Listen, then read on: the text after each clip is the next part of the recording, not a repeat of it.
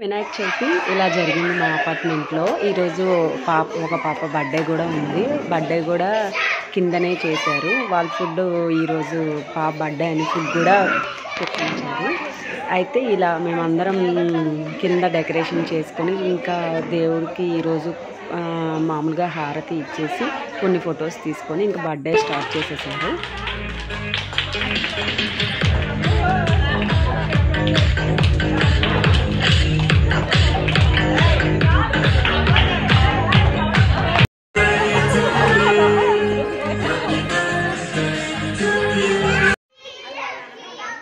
పిల్లలకి ఇంకా ఒక మామూలుగా గేమ్ కూడా పెట్టారు. చైర్ గేమ్ పెట్టారు. పిల్లలు కూడా కొంతసేపు ఆడుకున్నారు. ఇలా కొంతసేపు ఆడుకున్న తర్వాత ఇంకా ఫుడ్ సర్వ్ చేయడం స్టార్ట్ చేసేసాము.